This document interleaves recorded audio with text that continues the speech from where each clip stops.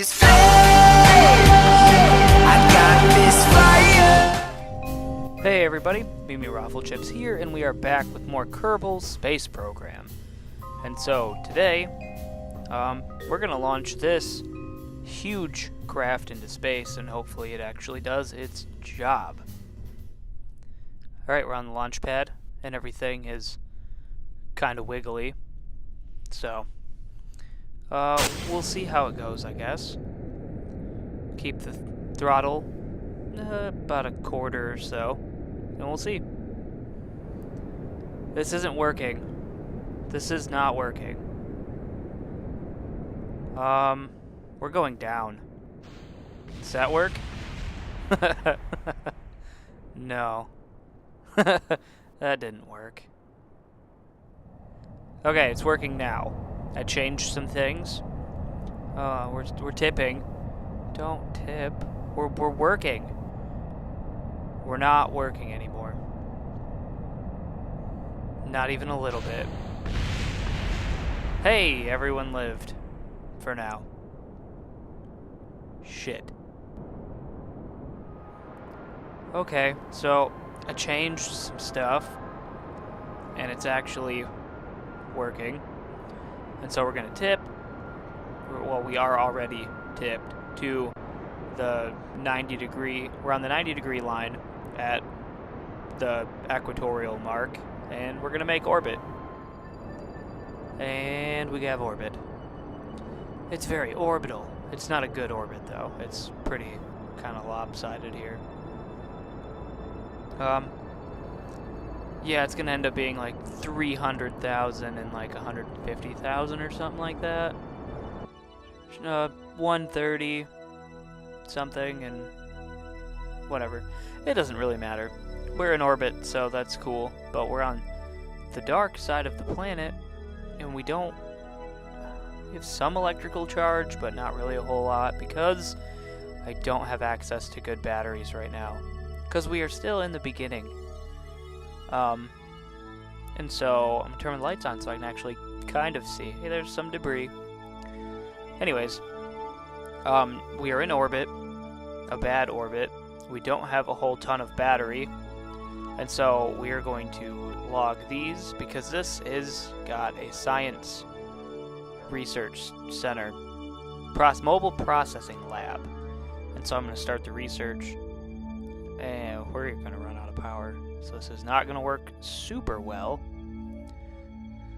but I'm going to do what I can for now, and I guess when we get more better batteries or better solar equipment, I will bring this back to Kerbal and get my scientists back. And so, for now, we are just loading up on science points, or data, whatever. Yeah, this isn't gonna work very well. If I turn the jet on, or the rocket, does that work? Kind of. Yeah. So, we got solar panels on this, but I don't think they are good enough solar panels to actually matter.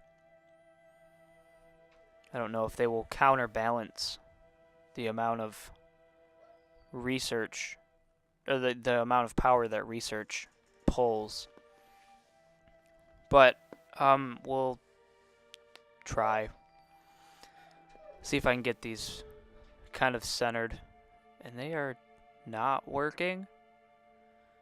Did I do something wrong? I might have. They should be working though. They should be. Yeah, that. See if I can get this to tip a little bit more. Yeah, that's like full sun or whatever. Turn the lights off and see if that helps any. And it did not. Yeah, energy flow is 0.27, 0.2, whatever.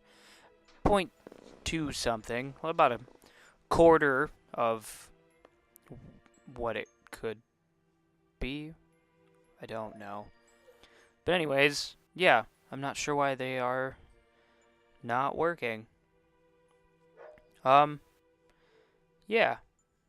So, guys, anyways, before I continue with nonsense, I apologize for if you can hear my dog. He's losing his mind because he's outside. But I'm going to EVA, and I'm going to click this guy, click EVA report. Hooray! Keep experiment. And then abort. Ta-da! And, hey! So apparently going out to EVA made my solar panels work again. You know what? While I'm flying through space, hurtling, more like it, I'm gonna let them charge, and eventually we will come back to this. But as you can see, we're charging at 1-ish. But yeah, while this hurtles through space, we'll be back. So I am going to build a ship to take us to the moon. Well, maybe not to the moon, but pretty close to the moon.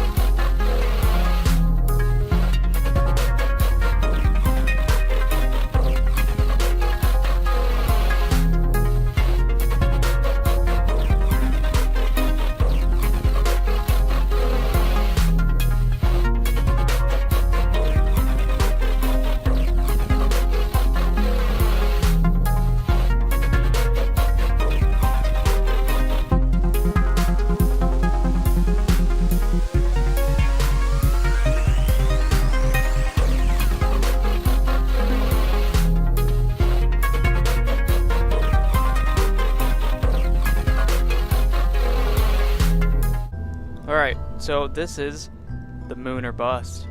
And so I'm going to throw, obviously, an antenna so we can communicate back to the space station. I need to spin this because it's not right. And now it's intersecting with the goo. Not the goo. So we're going to have to offset this a little bit. Boop. Okay. I'm gonna throw some solar panels on here for good measure, because I don't think I put a battery on here. Switch this to the symmetrical 4. Bloop. And bloop. And another bloop. Another set for good measure. Boop. Alright. So that looks good. It's nice and symmetrical. And so save it and launch. We're on the launch pad. I did use all liquid boosters for this with the fuel transfer tubes, or whatever you want to call them, fuel transfer piping. So that way the outside rockets can transfer fuel to the center rocket, and we will be jettisoning. Yeah, this is not good. We are tipping bad. Anyways, we will be jettisoning the outside rockets, and the inside rocket will still have a full tank of gas, because that is how science works. But this might actually crash, because we are tipped the wrong direction for where I want to go, because I'm not looking to go in the opposite orbit of the Earth. I want to go in the correct orbit, because I think we can straighten this out. because then you can use excuse me, because you can use Kerbin's Earth Kerbin, whatever, and so you can use that to help get us into orbit. Jettison those off, hit the gas, and click prograde, so that'll take us back to center. And as you see, I have a full tank of gas, and so this is gonna be all stupid. But I can click on this, and I can, I can add a maneuver. This is gonna be all sorts of stupid, so bear with me, guys. I'm gonna teach you how to fix an orbit that's dumb. Nope. Yeah. Give it a little bit more go juice. Normalize. Maybe that's anti-norm, I don't know. Boy, this is going to be a long burn. I don't know if I'm going to have enough fuel for it. Can I normalize? Whoa. Not what I want. But, alright. So that took forever to finally figure out because I'm not smart. But anyways, okay. And so we want to go at least close to the moon. Mun, whatever you want to call it. Possibly hit orbit. Well, that's the goal, is to hit an orbit around the moon. And so, there we go. Kind of bump that out a little bit. And click out, or click so you can see your cursor. That's a Kerbin orbit. And as you can see, I have a Mun encounter. And so that will make it to where all I gotta do is go to my little target. But first I'm gonna fast forward because I don't feel like waiting for minutes to do this. I can just fast forward time. Stop. Alright, now I got a quick. I went a little too far forward in my opinion. But I'm going to go here to, this is pretty much prograde. And I'm going to burn, not at full throttle because we don't necessarily need full throttle to do this. And as long as you pay attention on your little nav ball, you can, out of fuel. Go! I might need, probably use full throttle on the little booster because it does not push enough power. Maybe not. I don't know, I'm just winging it. I'm not a rocket scientist. But anyways, you can see how my orbit is getting super big on one side. And that is what I want, so I can kind of come close to my estimated course that I plotted out with the line.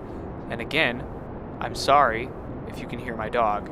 He does not want to be outside right now, but he's too rambunctious to be inside when I do this.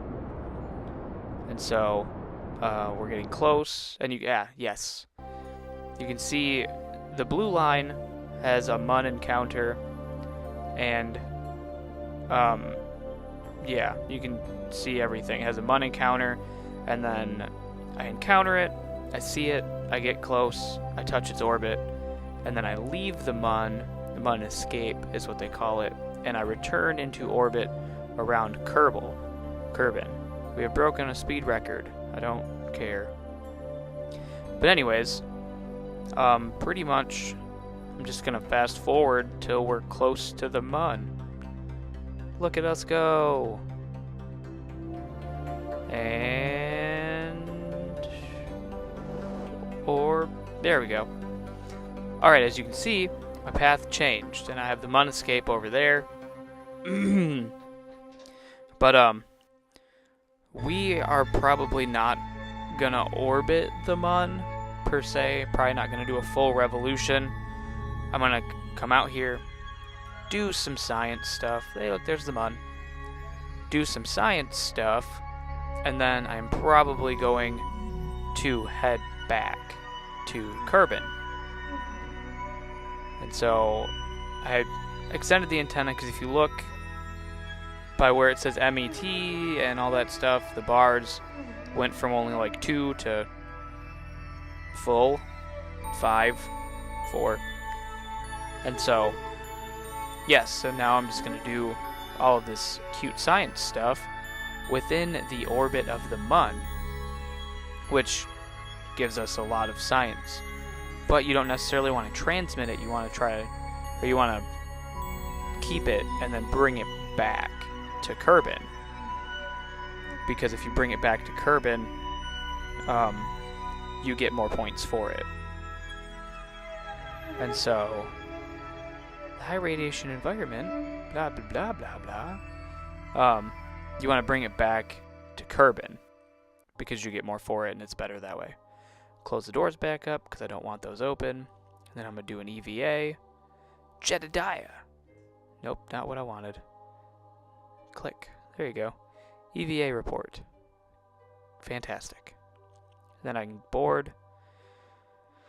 And then I can fast forward to where we leave the Mun's orbit and go back home. And we're back in Kerbin's orbit. And so, as you can see, I'm obviously not going to come back and hit the planet yet. But I can stop that because I can't do waypoints like that. Add a maneuver node. Then prograde it till there you go. See how the little I think it was the periapsis disappeared? Obviously, I'm not a rocket scientist. I'm just a regular guy. And so I'm going to set it up so it is pointed right there. And then I'm going to fast forward because I'm not waiting 1 hour and 12 minutes till I have to do something. And if I overshoot this navigation node, it's not a super big deal because it's just not. I'm only going back to Kerbin. I mean, all I gotta do is just retrograde the rocket, and so it won't be so bad. Stopping. And see, I overshot it by a couple seconds. But this isn't so bad. And you lower it down as far as you can. 6, lower that a little bit more. There you go. Perfect. Now it's going back up because I'm overshooting my navigation node, but like I said, not a super big deal because all I wanted to do was get back to Kerbin. And my orbit is going through the planet, which is great because then I'm just going to smash into the planet. Well, hopefully I don't smash into the planet, but I'm going to fast forward this because this is going to take a while. World's first milestones, we initiated the first flyby of the Mun. We have escaped the gravitational influence of Kerbin. We have escaped the gravitational influence of the Mun. We have initiated our first flyby of Kerbin.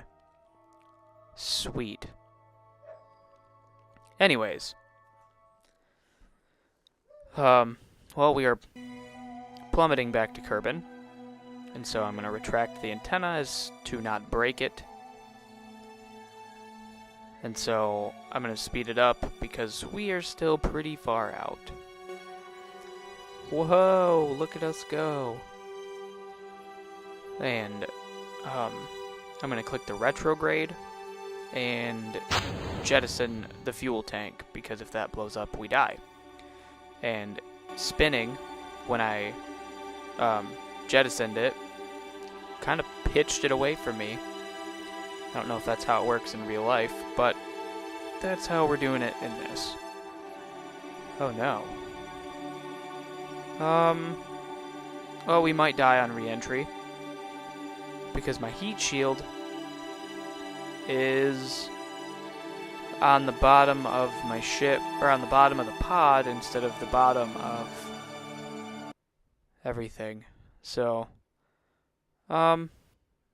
re-entry might get rough. Wiggle it. Okay.